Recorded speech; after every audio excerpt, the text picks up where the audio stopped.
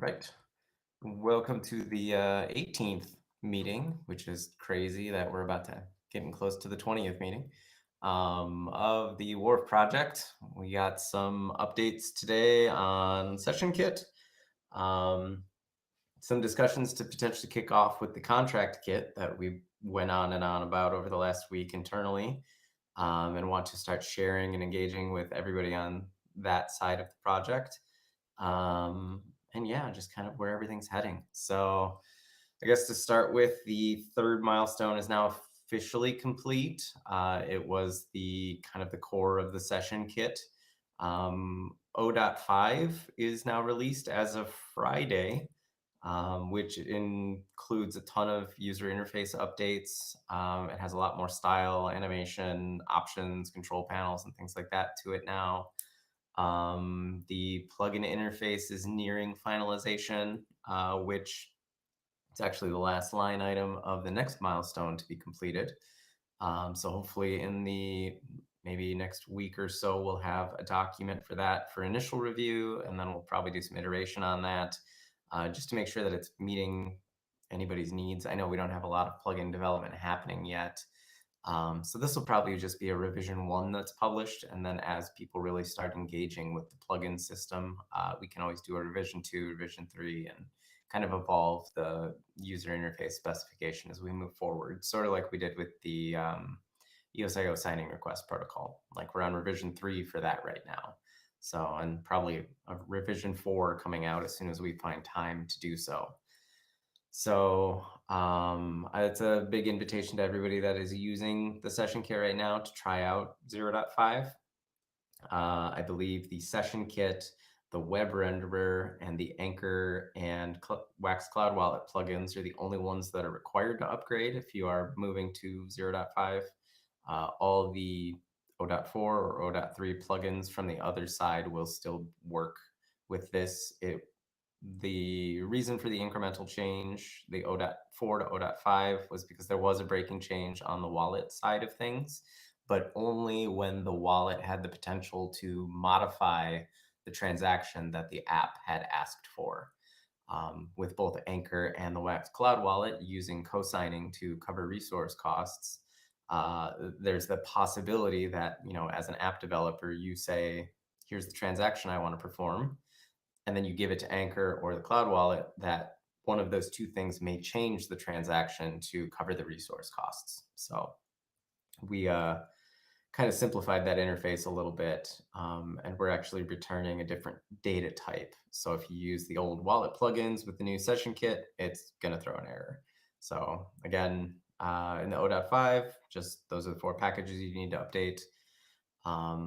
And there are some other minor changes coming, but this this might be the last kind of minor version increment, the 0.5, before we actually hit a 1.0 release, where we're confident in that it is production ready. We're using it, the session kit, in a number of projects right now. Like we have a branch going on Unicove where we're integrating it. We have that pull request to the OBE that kind of integrates the session kit that we need to update to 0.5 now, and kind of probably sync up some old changes for that.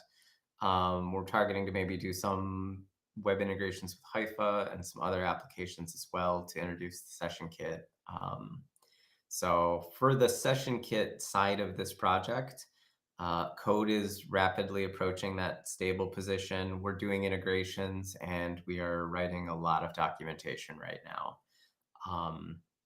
The documentation is all going to go on the new website, which is very close to entering the development phase. We're shifting resources into actually starting to build those pages now. And it will drastically expand the site that we're kind of looking at right now live. It'll have new menu on the top that has documentation and guides. The homepage is going to completely change, so it'll be more of a marketing page for what Wharf is. We'll talk about the session kit, the contract kit, and the account kit, the benefits to it. Like there's going to be some lead offs to other places in the ecosystem. Like when we're mentioning Antelope and like kind of the framework it's built on, that's going to go to Antelope site. There'll be links that go off to some of the documentation about smart contract development. We definitely want to make sure that when people land on the Wharf website, that they know that this is a place for client development. It's for the front end development. It's your graphical side of things. And then if people need help building smart contracts or whatever, they may land on the Wharf website, but we want to have kind of a path for them to then leave the Wharf site to go to where is more appropriate for them to get help or documentation or whatever it may be on the kind of the back end side, the smart contract side of this ecosystem. So we're going to piecemeal that website out. So as parts are completed, like maybe the website's going to come out or the homepage is going to come out first, and then maybe some of the kits pages. And then we'll slowly start just rolling in new pages of the site rather than doing like one monumental release. That's kind of been our philosophy for a lot of this project. So yeah, if there's any feedback or anything along those paths with either the session kit or with direction we're heading with the website or anything that we've just talked about, feel free to share it in the WharfKit channel. Or if any of you on the call have feedback, feel free to interject or whatever. But otherwise, the main kind of topic I wanted to bring into the call today. Cutting out of your. Was I cutting out? It's possible. My internet's not the greatest. But I believe that the Riverside, while it may be interrupting in the streaming side, it does record locally, so we'll get a fully uninterrupted audio that is not screwed up. Cool. I know. Awesome. And I don't know how far this might actually be somewhat of a quick call today. But the one topic I did want to bring up and that we are now discussing internally is around the contract kit. The contract kit itself, we have some base code generation done, or the code generator, I guess maybe is a better way to describe it. The contract kit is going to be this thing that helps developers in general, just to kind of put a big umbrella over what this thing is. It does code generation for people that are using it. And sort of like ABI to core, if anybody's used that in the past, it takes an ABI and then generates code in and around your application to help optimize things and to help you as a developer work with your own contract or whatever contract it is, because these contracts are all open usage unless the contract restricts it. So like if you were like on Unicode, for example, we're probably going to use the contract kit against the system contract and against the token contract and against the MSIG contract. And some of they're not contracts we control, but they're contracts that we interact with.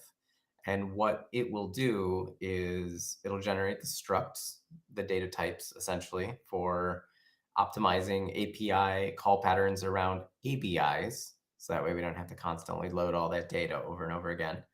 And it's also going to give us methods. So, we can load the contract for tokens, the OSIO token contract as a contract kit object. And then on that object, we'll be able to more easily call the methods of that contract. Most notably in that example, it's going to be the transfer action. So instead of, calling a transact method and then free-form assembling the JSON object with the permissions, with the contract name, with the method name, and with the action data, you will be able to call contract.transfer and just pass in the data. And your IDE is going to understand which parameters are needed. It'll do the IntelliSense type suggestions for those fields.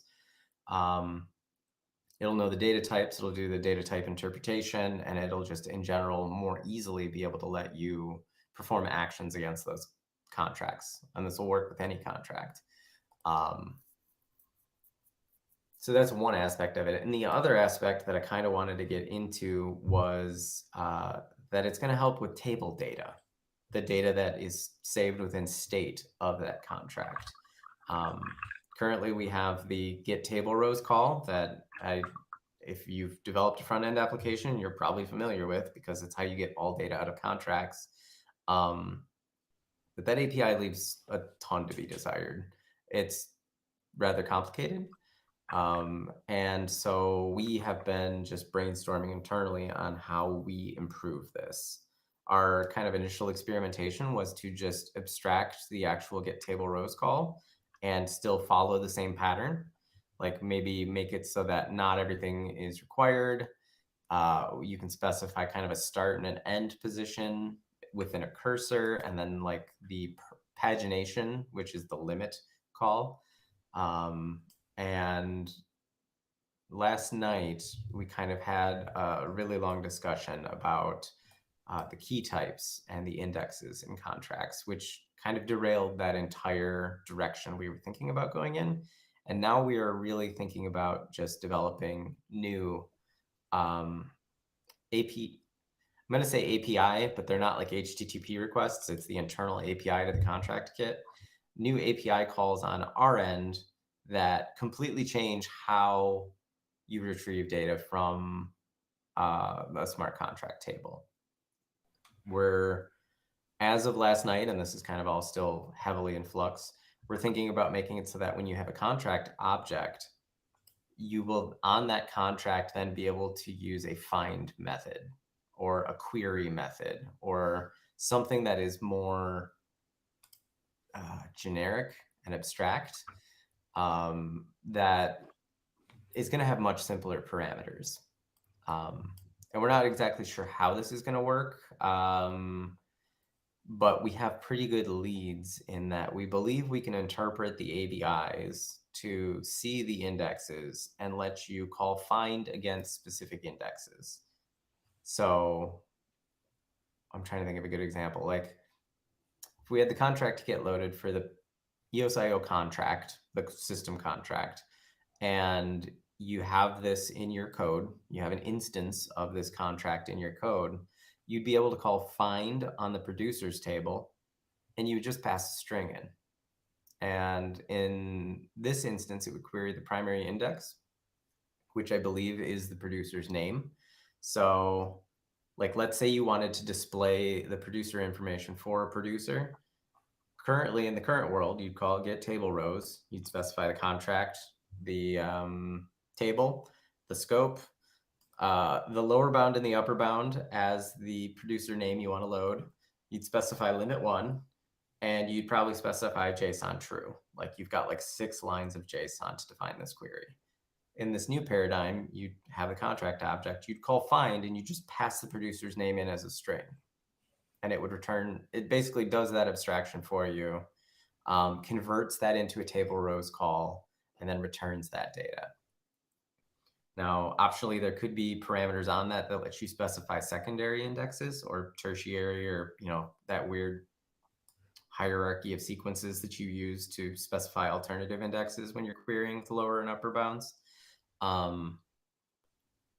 We also think we can make it so that you don't specify primary, secondary, tertiary, that kind of thing, but you'd actually be able to define the name of the column in the table.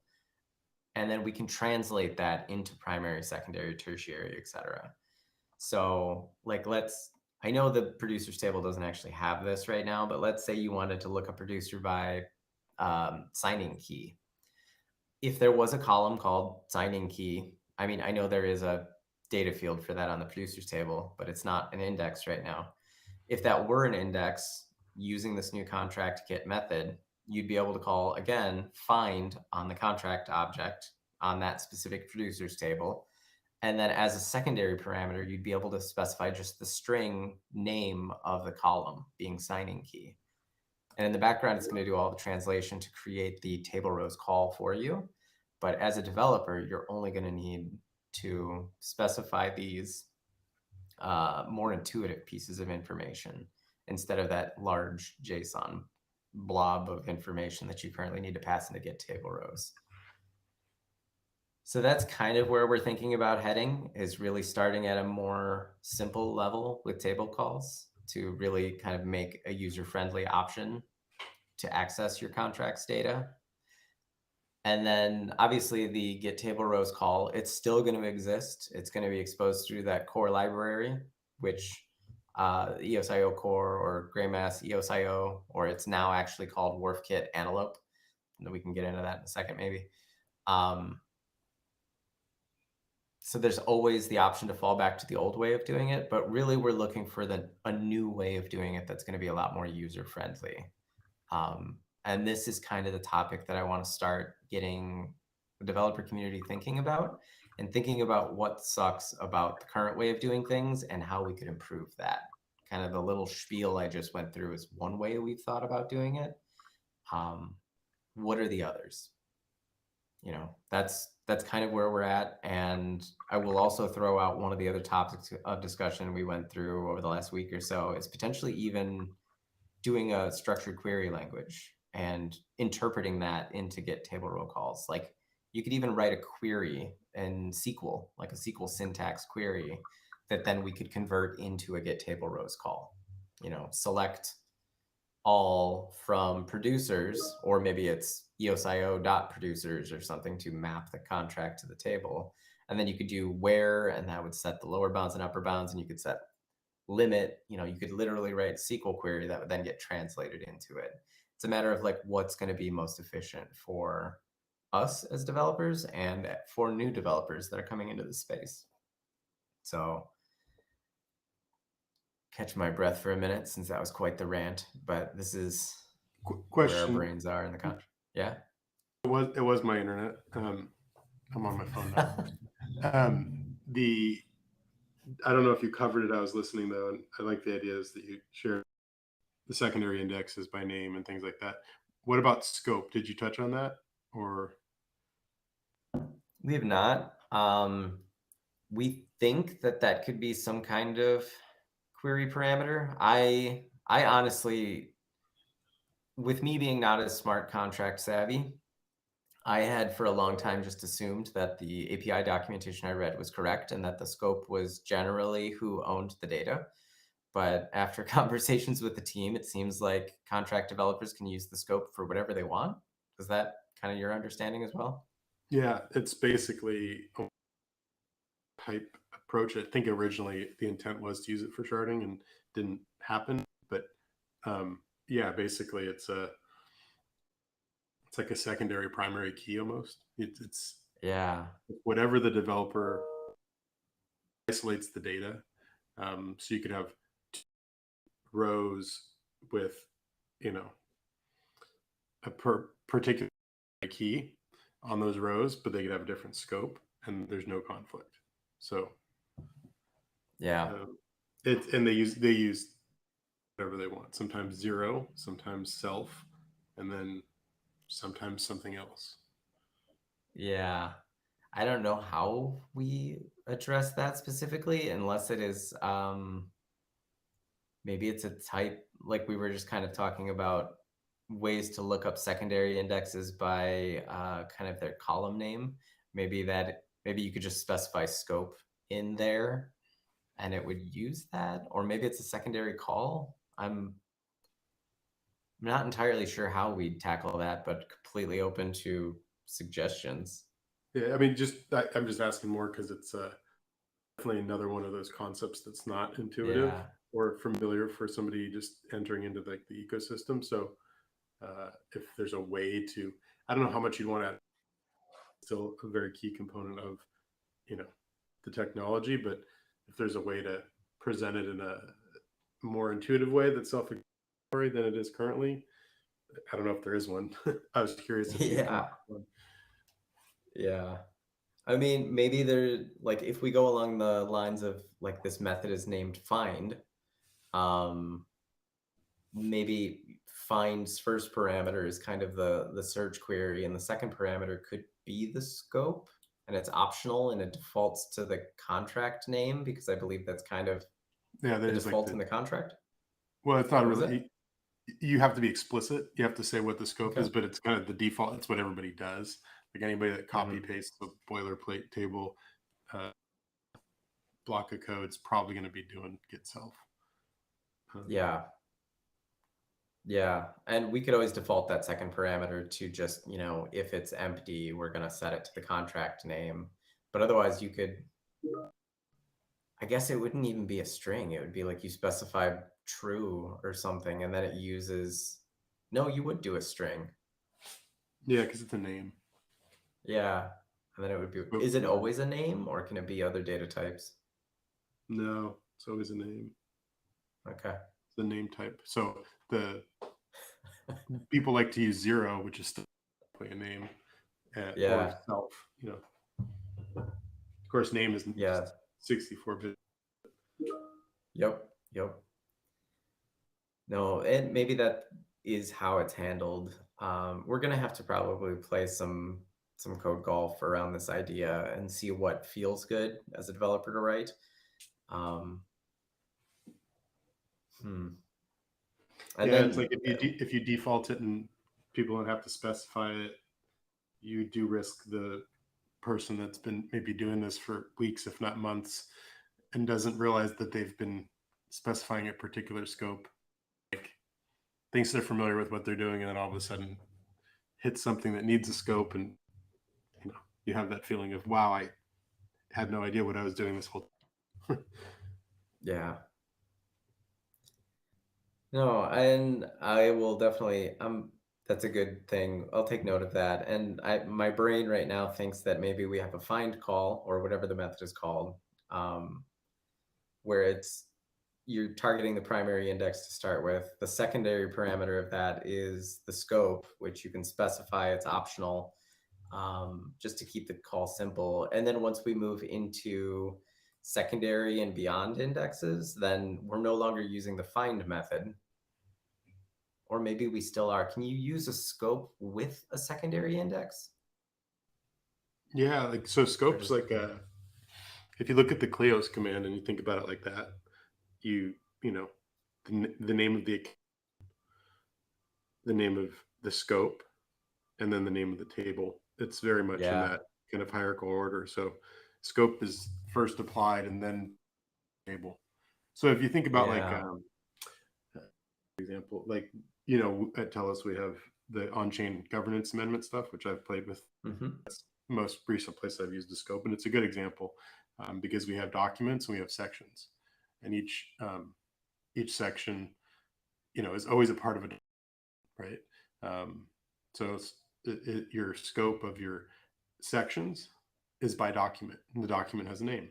So you create a document, it gets a name. That name becomes used as the scope of all of the sections in that document. So you kind of no longer need, when you insert sections, um, have the reference to the document they're a part of, because every row already gets a scope. So you might as well use the scope instead of adding another column to your sections to say which document.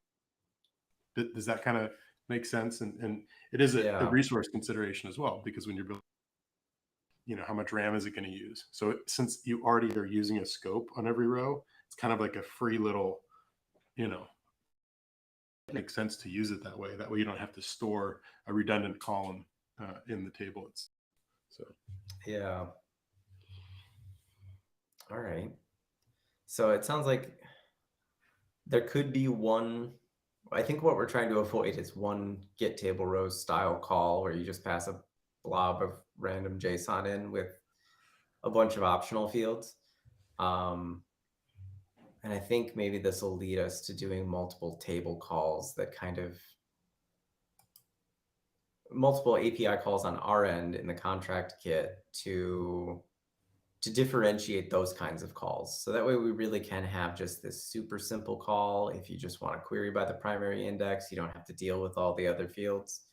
And then maybe another call that really dives into scopes and indexes. But this is all very fresh for the contract kit. So like I don't even have anything to show right now. It's just all been discussion like this. But once we Well, have maybe some like samples of how these calls would be done, all these permutations of ways to access the data, we will start sharing snippets of that out of the Gulf repository. And any feedback like this is really going to be valuable. Just the whole goal with the contract kit is to make interacting with contracts easier. So if we the basis of the contract instance that'll be in your code is based off the ABI, and we should be able to interpret that to just make it so much easier to make these calls.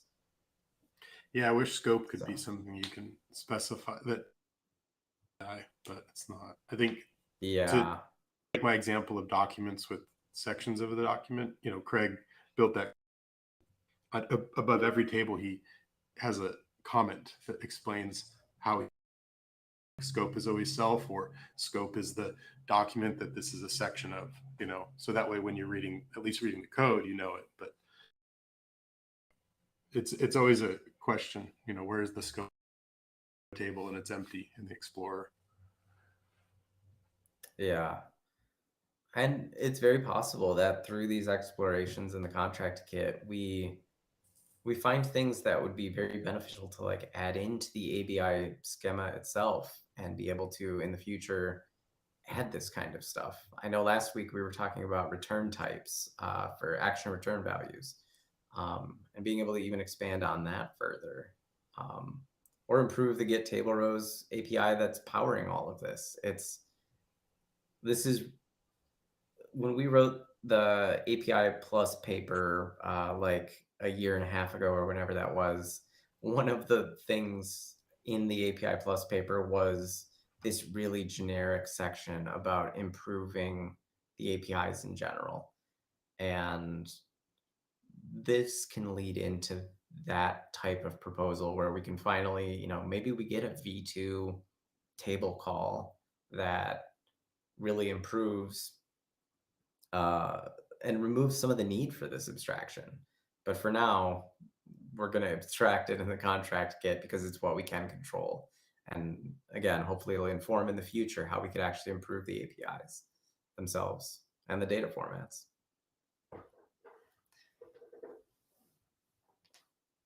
So yeah, I guess I don't have too much more to add on to that topic. This is something we're diving pretty deep into right now. But I do want to get other people thinking about it, and I will probably take this type of message to the Antelope Developers channel. I'll bring it up in the Wharf channel. I'll share progress on this side of things, and it's something we all do and something that I think we all might be able to contribute a little bit of thought towards to make it easier for ourselves and make it way easier for the people that are coming into this ecosystem fresh because uh, it's so difficult. I believe it's so difficult for a new developer to come in and look at this query structure against your own contract and figure out how exactly to pull that data back out. Like you may have figured it out on the contract side on how to write it, but then it's like, okay, now how do I use this kind of convoluted API to pull it back out? I know when I was building Anchor on desktop years ago, the original version, like it was hunt and peck. It was like, okay, let's try this permutation of this JSON structure. Nope, that didn't work. Let's try this, and just iterating and trying and ugh. Especially when you're working with somebody else's contract, which is primarily what I was doing, reading the system contracts. Those weren't my contracts. It's kind of a guessing game. So,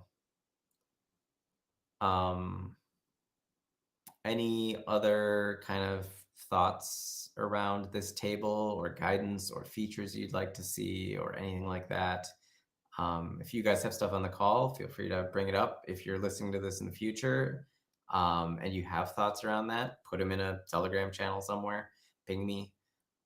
There's also the discussion board on the WharfKit GitHub, which I will flip over to briefly here. Um, I'm going to start using this more. You can see I started a new one here that got really into the technical weeds about signing transactions. But maybe I'll put a discussion up here as well for table data accessing, we can really kind of dive into this as a community and figure out what's best before we, in our bubble, in the gray mass bubble, build the contract kit one way that might not work for everybody. So,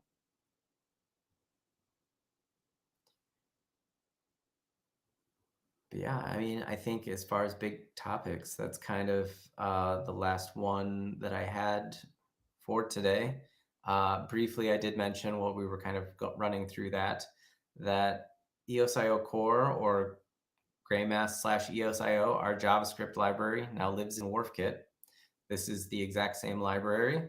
It has been renamed to WharfKit Antelope. You can get it. There's kind of a note at the top that describes what you need to do if you are upgrading, and just a notice that says we have renamed this. It's available at NPM just through at WharfKit Antelope. It works exactly the same way. Doesn't require anything from WharfKit, but this library is the heart of everything that's in Wharf. It's what we use for everything. It's all the data types. It's the API client. It's the caching. It's like so much of Wharf is built on top of this that we figured it was only fitting that this is now the Antelope library is part of the WharfKit project. So we'll be describing this on the website, part of the documentation I was describing earlier. We're going to get into the weeds on this stuff, and we're really going to start describing how to use this as a core library. But this is really meant to be the power tool for developers who know exactly what they need to do, whereas the session kit, the contract kit, and the account kit will be the abstraction layer on top of this to make it even easier.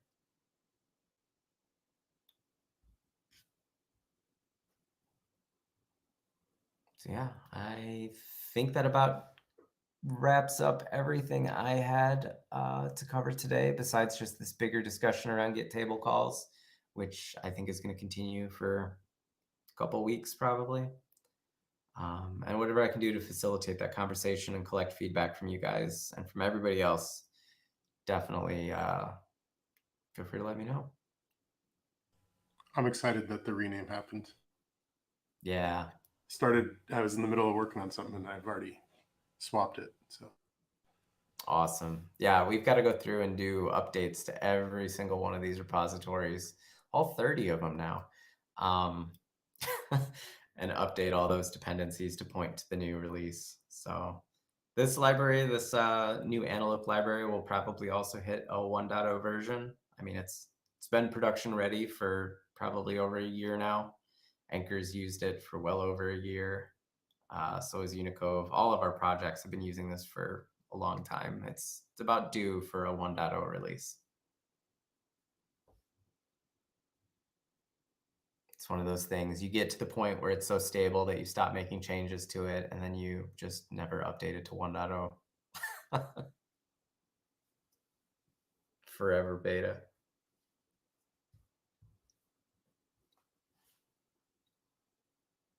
Cool. All right. Well, we can wrap this up here unless anybody else has any other topics they want to cover in this. I know I'm not watching YouTube chat, but there's probably not a huge audience there. no, I was going to say, include Noel mentioned trying to swap EOS.js for EOSIO core, which that isn't a straight swap, but No. Antelope from gray mass EOSIO core swap, right? Correct. Yeah, it's just renaming the import. Like all of the data is still, all the functions are the same, all the data types are the same, everything inside of it's the same except the name. So it's just the imports. Nice. But yeah, EOS.js definitely behaves very differently than EOSIO core. And that's by design. And core and WharfKit Antelope is like a breath of fresh air once you start using it. It's just so much nicer. I had EOS.js ECC in a project, and I started running it in Node 18 and got some errors about SSL, and I just switched because it solves it, right? It doesn't have to maintain and doesn't have these. So yeah, that's great. And I mean, the origin of this core library, this Antelope library, was that when you get into the weeds with EOS.js, like you just can't do everything you need to be able to do. And in Anchor specifically, when we were building the desktop version, we started having to copy chunks of EOS.js out, like the transact method, for example, and all of the other methods the transact method calls.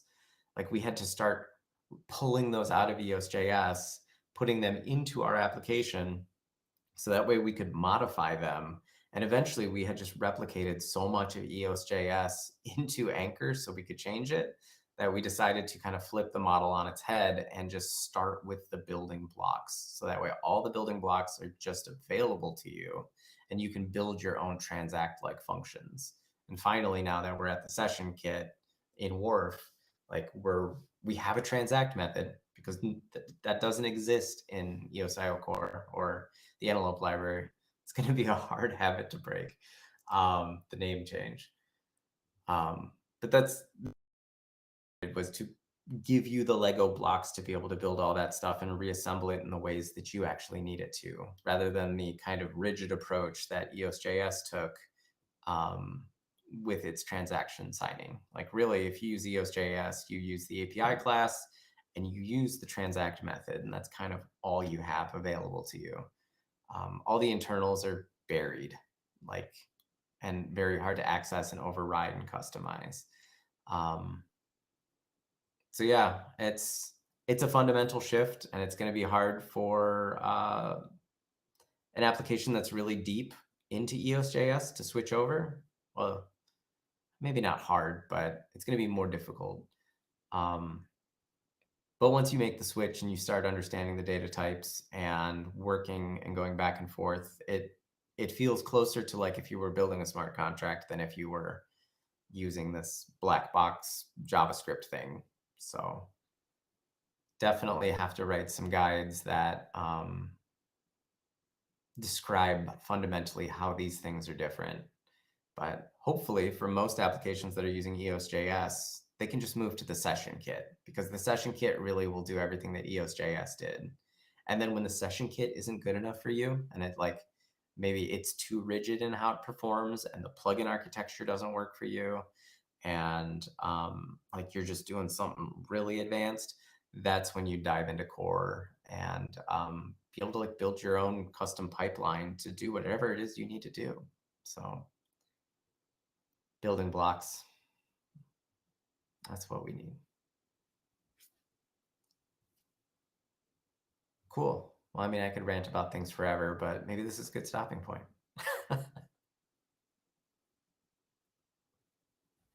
Awesome.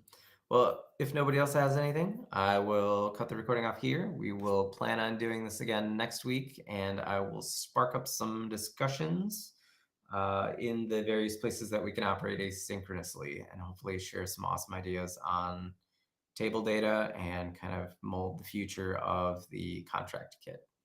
So thank you guys very much.